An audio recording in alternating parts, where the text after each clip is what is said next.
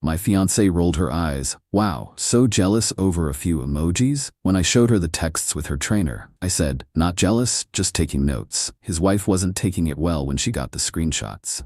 Now she's begging me for a place to stay. I've always believed in traditional roles. I know that's not a popular opinion these days, but it's how I was raised. A man provides, protects, and builds a safe, stable home.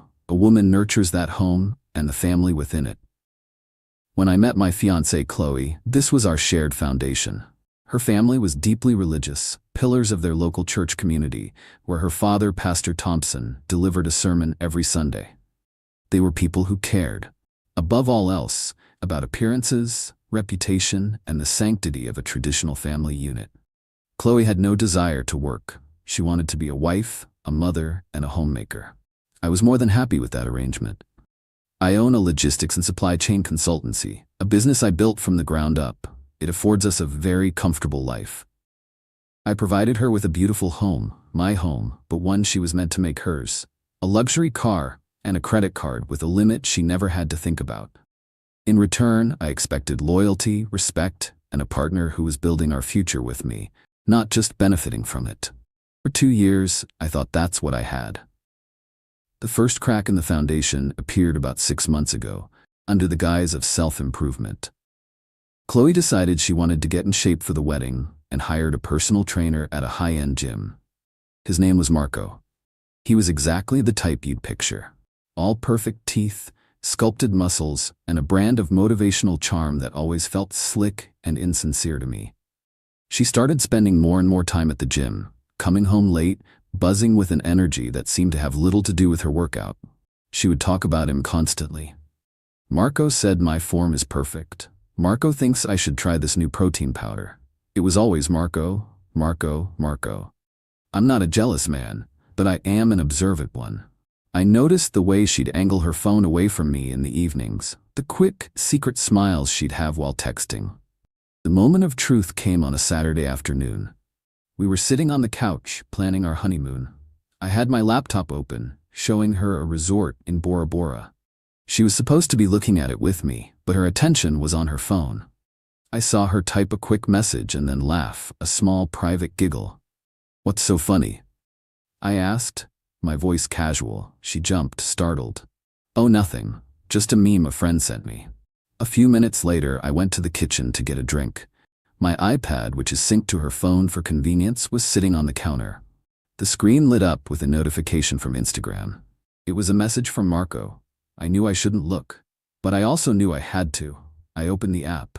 It wasn't just one message. It was a long, detailed conversation stretching back for weeks. It was filled with heart emojis, fire emojis, and compliments that were far too personal for a trainer and his client.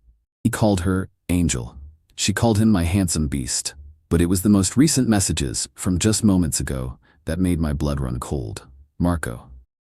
Thinking about you in that little black dress from the other night, can't stop. Stop, you're gonna get me in trouble.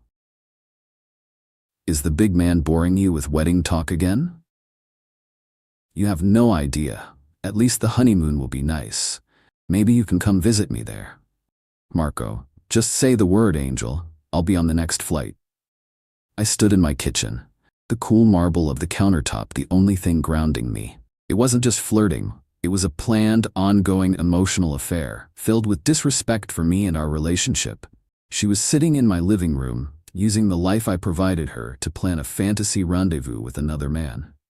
I walked back to the couch and sat down, my expression unreadable.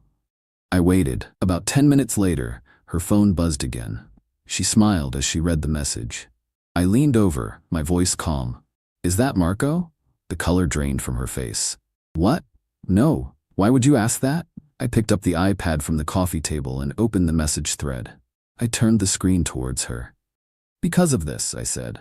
She stared at the screen, her mouth opening and closing. The panic in her eyes quickly morphed into indignation.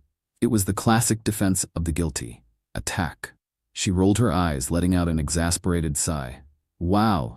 So you're going through my private messages now? I can't believe this. So jealous over a few stupid emojis?" The dismissiveness, the sheer, breathtaking audacity of her gaslighting, was the final confirmation. She felt no remorse. She only felt annoyed that she'd been caught. I didn't raise my voice. I didn't get angry. I looked at her, then at the screen, and then back at her. A cold, quiet resolve settled over me. Not jealous, Qley, I said, my voice dangerously calm. Just taking notes. She scoffed. Whatever. You're being a psycho. I'm going to my parents for dinner. She grabbed her purse and stormed out of the house, slamming the door behind her. She thought she was punishing me, leaving me to stew in my jealousy. She had no idea she had just left me alone to build her gallows. Update 1. The moment the door slammed shut, I went into mission mode. Qley's fatal mistake was believing her own narrative. That I was a simple, predictable man who could be managed with a bit of manufactured drama. She had no idea that my mind, the one that designs and executes complex logistical solutions for multi-million-dollar companies, was now focused on a singular personal project, her complete and total social demolition. My plan wasn't to hurt her. It was to let her own actions, and the actions of the man she was entertaining, deliver the consequences directly to the one place she and her family felt safest, their pristine, unassailable reputation. First, I needed to know my enemy, not Qley but Marco, and more importantly, his wife. I spent an hour digging through Marco's social media. His profile was public, a monument to his own ego. He was married, and he wasn't shy about it. His wife, a woman named Vanessa, was featured in dozens of photos. She was a fitness competitor, with an unnervingly intense stare and a physique that looked like it had been carved from granite. Her own profile, which was also public, told an even more detailed story. She was a co-owner of the gym. Her bio read, CEO of Marco's biggest fan club, don't test me. Her posts were filled with captions about loyalty, couples' goals, and not-so-subtle warnings to other women to stay away from her man. She was, in Qley's own words from a few weeks ago, a possessive, crazy psycho. Perfect. I created a new, anonymous Instagram account, a blank profile picture, a generic name. Then, I began to craft my opening move. I couldn't just dump the screenshots on her. That would be too simple. She might think it was a prank or a doctored image from a rival. No, I had to bait the hook. Had to make her ask for the proof. I needed her to be an active participant in her husband's downfall. I sent her a single, simple message from my anonymous account. I'm so sorry to bother you, but I think you deserve to know the truth about what your husband does with his female clients. Then, I waited.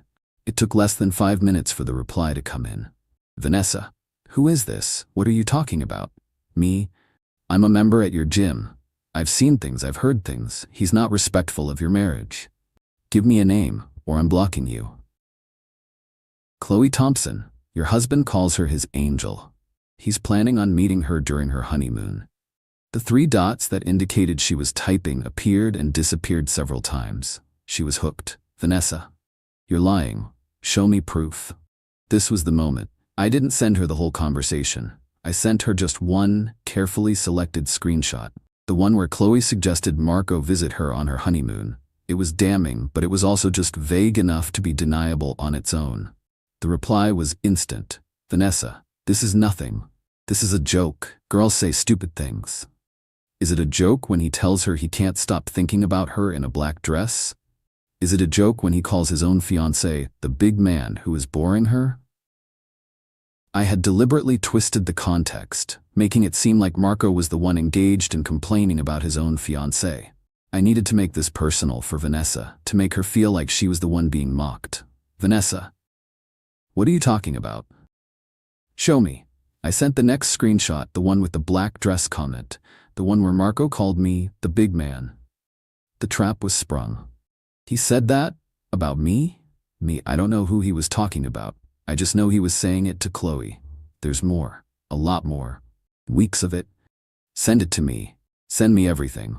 Now. I sent the rest of the screenshots, a long, scrolling story of their emotional affair.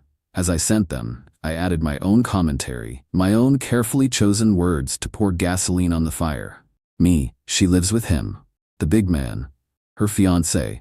She's the daughter of Pastor Thompson from the community church. Can you believe the hypocrisy? They think they're so clever. They laugh about him behind his back. She's using his money to pay for her sessions with your husband. I feel so sorry for her fiancé, and I feel sorry for you. You both deserve better than these two. I watched as the scene receipt appeared under each message. I had armed a volatile, unstable woman with a nuclear bomb of information and aimed her directly at the thing the Thompson family valued most, their reputation. The final reply from Vanessa came about an hour later. It was no longer a question, it was a statement of intent. Vanessa, thank you, I know where she lives. I blocked the anonymous account and deleted it. My part in the direct action was done. Now, I just had to wait for the shockwave. Update 2. The demolition was scheduled for Sunday afternoon. I knew this because the Thompson family hosted a post-church luncheon at their house every week. It was a neighborhood institution, a gathering of their most devout and influential friends from the congregation. It was the perfect stage for the performance that was about to unfold. I spent Sunday morning in a state of grim anticipation. I went for a long run, I cleaned my house. I did everything I could to distract myself from the impending explosion I had engineered. Qley had been staying with her parents since our fight. She had sent a few half-hearted apology texts, which I had ignored. She was still operating under the assumption that I was just a jealous boyfriend who needed to cool down. At around 1:30 in the afternoon, my phone buzzed with a text from a number I didn't recognize. It was one of Qley's cousins, a younger girl who had always been kind to me. Cousin, OMG, you are not going to believe what is happening at my aunt's house. It's insane. I called her immediately. The background of the call was chaos. I could hear shouting, a woman's voice, raw and furious, and the sound of something smashing. What's going on? I asked. This crazy woman just showed up, the cousin whispered, her voice panicked. She's screaming about Qley and some guy named Marco. She's reading their text messages out loud on the front lawn. Your name is on the guest list for the wedding, and she's reading it to everyone. Pastor Thompson is trying to get her to leave, but she's not listening. She just threw a brick through their living room window. My plan had worked better than I could have ever imagined. Vanessa wasn't just confronting them, she was putting on a public spectacle of the highest order. I got in my car and drove to their neighborhood. I didn't go to the house. I parked a block away, in a spot with a clear view of the unfolding drama. There were already a dozen neighbors out on their lawns watching the show. Several were filming with their phones. Vanessa was a force of nature. She was standing in the middle of the Thompsons' perfectly manicured lawn, a wild, cornered look in her eyes. She was holding a stack of printed-out screenshots, waving them like a battle standard. "This is your pastor's daughter," she screamed, her voice hoarse. "This is the woman you all look up to. A homewrecker and a cheat. She's trying to steal my husband. She's planning a honeymoon with him while she's engaged to another man." Pastor Thompson, his face a mask of pale, sweaty horror, was trying to reason with her. "Ma'am, please, let's discuss this privately. You're making a scene." "I want to make a scene," Vanessa roared. "I want everyone to know what kind of family you really are. All pious and perfect on Sunday, but you're raising a snake in your own home." Qley was nowhere to be seen. She was probably hiding inside, listening to her carefully constructed world being torn apart, brick by literal brick. The police arrived a few minutes later. They managed to calm Vanessa down and eventually convinced her to leave. But not before she had delivered a 45-minute sermon of her own, filled with profanity, accusations, and the unvarnished, ugly truth of her husband's and my fiancé's betrayal. I watched as the police car pulled away. The crowd of neighbors slowly dispersed, whispering among themselves. The Thompson house, with its broken window and its shattered reputation, stood silent. The war was over. The fallout was just beginning. Final update: it's been 4 months since the day of the public demolition. The aftermath has been a slow, cascading series of consequences that have methodically dismantled every aspect of Qley's privileged, protected life. The first and most immediate consequence was the destruction of her family's reputation. The videos of Vanessa's rampage, filmed by multiple neighbors, were all over local social media within hours. The story of Pastor Thompson's cheating, lying daughter became the biggest scandal their church community had ever seen. The following Sunday, Pastor Thompson's sermon was delivered to a half-empty church. The week after that, he was asked by the church elders to take a leave of absence. He hasn't been back in the pulpit since. The shame was more than her parents could bear, and they directed all of their rage at the source of it, Qley. According to her cousin, who has been my reluctant but reliable source of information, the week after the incident was a living nightmare for Qley. Her father, a man who had never raised his voice to her in her life, told her she had ruined their family. Her mother, whose entire identity was tied to her social standing in the church, told her she couldn't even look at her. They gave her an ultimatum. She had 1 week to find somewhere else to live. They were cutting her off completely. They were ashamed of her, and they wanted her out of their lives until she could learn to live like a proper Christian woman. She was, for the first time in her life, completely on her own, and she had no idea how to survive. She had no job, no savings of her own, and no real-world skills. She tried calling her friends, the ones who had been her bridesmaids. They all made excuses. No one wanted to be associated with the scandal. No one wanted the drama of Vanessa, who was now in the midst of a very messy, very public divorce from Marco, showing up at their doorstep. She was running out of options and running out of money. The last I heard from her cousin, Qley had been living out of her car for a few days, showering at a local gym and living on fast food. Then, last night, the inevitable happened. At around 10 o'clock, my doorbell rang. I looked at the security camera feed on my phone. It was her. She looked thin, tired, and completely broken. I opened the door. She just stood there for a moment, not saying anything. The old, confident, entitled Qley was gone, replaced by a ghost. "Mark," she finally whispered, her voice cracking. Can I please come in?" "No," I said. She started to cry, real, desperate tears. "Please," she begged. "I have nowhere to go. My parents kicked me out. My friends won't talk to me. I have no money. I'll do anything. I'll get a job. I'll pay you back. I need a place to stay." I looked at the woman who had rolled her eyes at my pain, who had called me jealous and psycho for discovering her betrayal. The woman who had been so willing to destroy our future for a cheap thrill. "That sounds like a stressful situation for you, Qley," I said, my voice devoid of any emotion. I let my words hang in the air for a moment, a perfect echo of the conversation that had started it all. "But you're a grown woman. You need to stand on your own 2 feet. Her face crumbled as she recognized her own cold, dismissive words being thrown back at her. "Tell your parents to figure it out," I said, my voice hardening.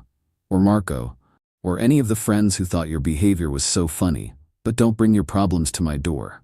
It's not my responsibility." I closed the door on her sobbing, leaving her alone on my porch in the wreckage of the life she had so carelessly set on fire. My revenge was never about jealousy, it was about accountability, and I had simply taken notes and delivered the final grade.